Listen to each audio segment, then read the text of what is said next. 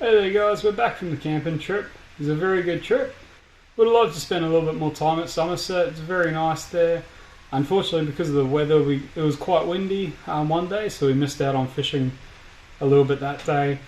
So we really didn't have too much time we could have spent on the water that we would have liked to, but yeah, that's how it is camping. As long as it doesn't rain, that's the best weather. I was going to shoot an intro while I was at Somerset Dam, but there was a lot of people around, very noisy. So I thought I'd just do an intro and outro when I get home. But anyways, let's get back to it. So the way we set up the campsite is we used my big gazebo. I put my tent under that. Stephen had his ute. He actually brought a big tarp, so they actually slept on the ute tray under the tarp on a mattress, which is pretty cool for them. I think I might do that next time. Make it a lot easier for set up and packing up and all that. So yeah, I might prefer doing that in the future. Then he actually got a free King's awning from a customer. They were throwing it out because they broke it. So we set that up.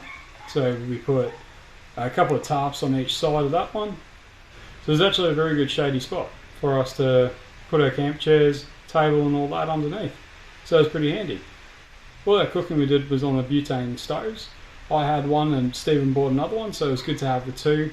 We could have a fry pan going and the pot boiling some water at the same time, or boiling some veggies, so it was pretty handy. I think down the road I'm actually going to look at getting a 2-burner or maybe one of the plate burners. I'll have a look at what options there are, how much money I've got at the time. So, but the $20 Kmart ones, they're very, very good. Definitely recommend them.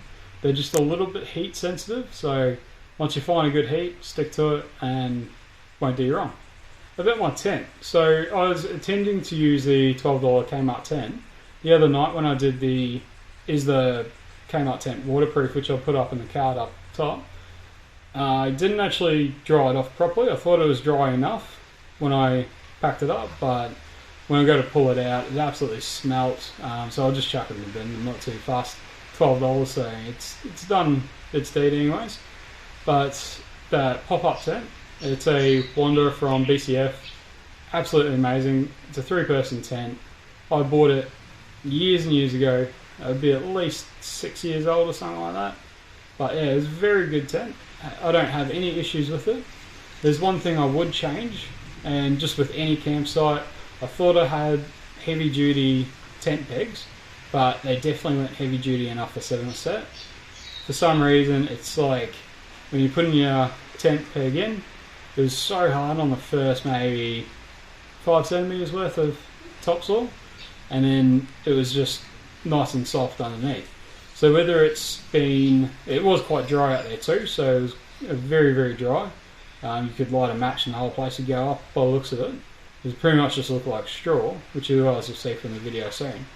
So it's always good to bring that next step up on tent peg, because if I had my little tiny tent pegs that came with the tent, it would be stuffed. I was bending the medium heavy duty ones, and they're pretty strong.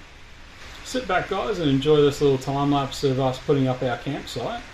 If you want to know anything about our campsite, if you've got any suggestions on what we could do next time, just drop them down in the comments below. I love reading you guys' comments.